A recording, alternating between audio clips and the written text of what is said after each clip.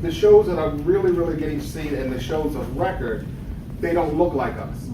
And so when you get an email from, with all due respect, the police department that says a 16-year-old has been arrested for this, a 15-year-old has been arrested for this, an 18-year-old has been arrested for that, a 20-year-old has, you don't have someone like me saying, I'm not putting that in my show. Quite frankly, I'm not putting that in my show. But conversely, I'm sitting in the barbershop a couple weeks ago and I learned about Kyrie, the chess champion, and I literally said to my barber, tell me about this guy, I don't know, what? He said, oh, Jay-Z had him on last week. I literally got my phone out of my pocket as my barber is cutting my hair and sent a text message to Jennifer Franciotti, who some of you all met in the morning show this morning, and said, this story has you written all over it. We need to do it. The story was done. Deborah Weiner had a couple weeks ago, had someone who she knows, father said, we hear all this stuff about all these teens committing all these crimes. My son is graduating from City at 15 years old, and he's got a full ride to Howard University. Will somebody please tell that story? Deborah said, I got it. And to your point, with all due respect, news media is about making money. Yes. So if we have enough hits, they will put us on the air. It's as simple as that. That story on Facebook, Deborah Wiener's story about the young man who graduated from City at 15 years old, close to 500,000 shares. 500,000 shares. Over 300 comments. You can't overlook that. But we have to be ready. And where's my buddy Nicholas? There's Nicholas. Stand up, Nicholas. Let's give Nicholas a hand. I'm gonna tell you why you're giving Nicholas a hand. When we went to radio, those who were on my tour, what's the guy's name? I forgot his name. Ken said, who wants to go ahead and do my weather for me? I have it already written out. Nicholas put his hand up. Yay. And went in and was live on the air and gave the weather report for WBAL Radio. This morning. And it was all because he put his hand up and said, I'm ready. We've got to be ready.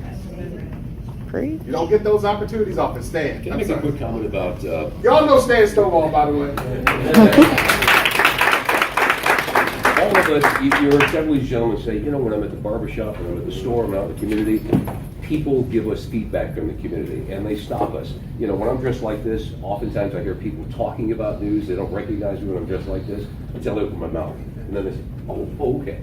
But, you know, people often wonder, you always get, how many times have you heard, we don't watch news because you only cover negative stuff, okay? Yeah. I've actually had people say to me, well, you all go out of your way to make black people look bad. Have you ever got that? Yeah. You know, why do you have to put somebody on the air who doesn't speak good English, missing teeth, they don't bother to comb their hair?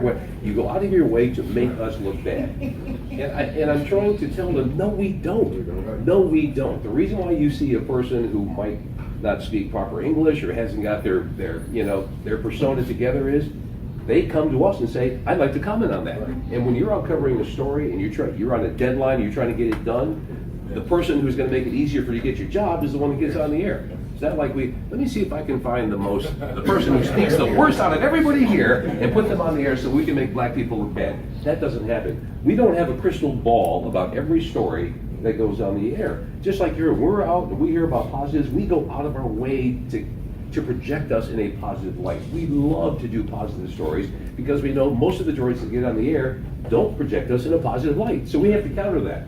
And it's fortunate that we have people who are in the business who are conscious enough, social conscious enough, to make it their business to get the positive stories covered. And we got that still old Maori axiom that we all grew up in from the dark ages BC, from lead to lead. And unfortunately, that's the circumstance of, journalism that we're falling into. I mean, Yeah, I mean, the only thing I was going to add was that, I know I was like this growing up. I always looked at TV journalists as being like, oh, you have to be this way, you have to be that way. And as I got into it, I realized everyone comes from a unique perspective. I'm not the same as you, you're not the same as him, he's not the same as her. And when we're talking about diversity in newsrooms, not just about race and about experience. For me, for example, I'm a black guy that grew up in a white neighborhood. I was a college basketball player. I do rapping on the side. I'm half Hispanic. So when I walk into the newsroom and something happens in a Hispanic neighborhood that, by the way, we have like no Hispanic people in our newsroom at all. I walk into that pitch meeting and I say, this is happening, this is important. Well, I'm the only one that's there to say that. Same thing that goes for if there's a basketball related type story that I know like this kid is doing this good. I'm the guy that's gonna bring that perspective. Musical thing, I'm the guy that's gonna bring that perspective. Different angle, because I'm not from here. But one thing that I've realized I've become, because in the months leading up to when I came here, these are the 3 things I knew about Baltimore. I watched The Wire. The Ray Rice in the elevator thing happened.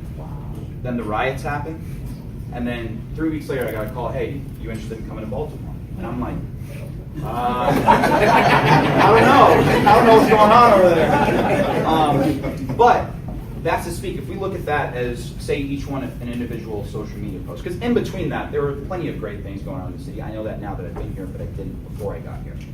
I've become more so an ambassador to my friends who, when they see the homicide count come up, oh, it's the highest it's ever been after May. When they see the amount of heroin overdoses, oh my gosh, this is crazy. Those are the headlines that they see. But because they know me and they see the things that I post about, about the chess champion or something like that, now they have a window into Baltimore that they didn't get before. And so that's what I'm talking when it comes to social media.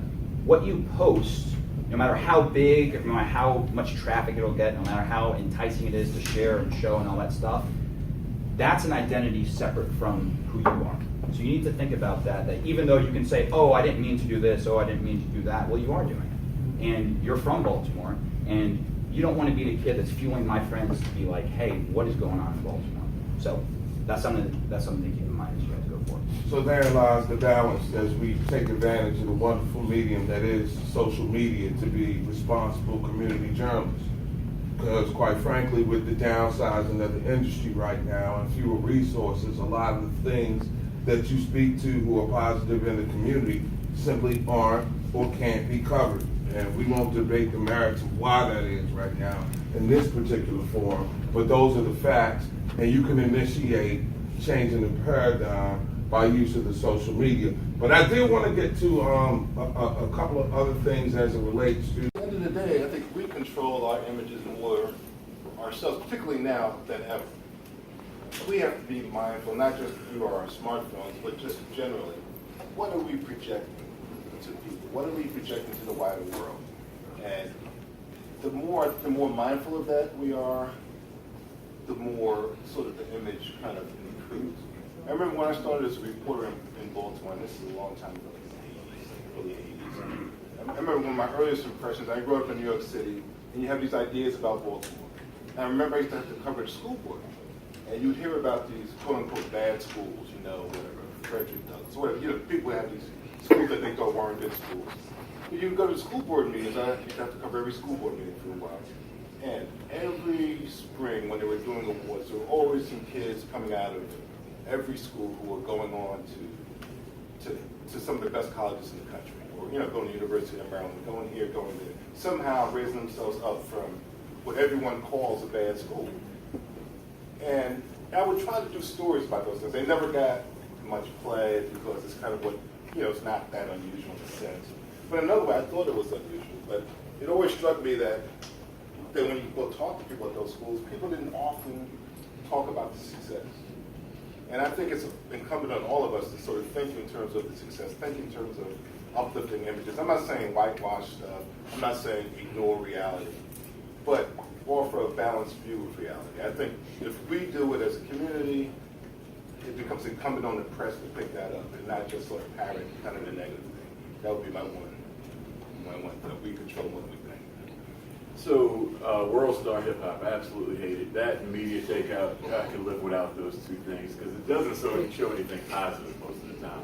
It's always something negative, and sadly, our faces are the ones that dominate it, and it's a reflection of every single one of us. Don't let it fool you when I'm outside the suit. People look at me just as strange as they look at anybody else walking down the street. And it's unfortunate because of the stereotypes that have been perpetuated with things like World Star and media takeout. I posted a while back on social media, we can control fake news by not spreading fake news. Things like World Star are a perfect example. If you guys know Tate Cobain, you young folks know Tate Cobain here in Baltimore, rapper. So he retweeted something from World Star Hip Hop a few months ago that showed an officer doing something wrong, and this officer happened to be in another place somewhere in the country. And he said, look what the Baltimore police are doing. And I sent him a message. I said, you have a responsibility with the following you have to know what you're talking about, and this is wrong. To his credit, he took it down and addressed his followers to that. But that's something we have to deal with widespread all the time, and the only thing it does is make us look bad. You can get on social media now and you'll see a video of a pregnant woman fighting with the police, and I go on and read the comments to get the, see the lay of the land and see how people are feeling in the community. And everybody's calling her crazy and whoever filmed it crazy, because I'm shocked that they think they're in the right posting it, but it's getting hundreds of thousands of hits. And it's people that don't look like us that are looking at that, and they're calling us names as a result.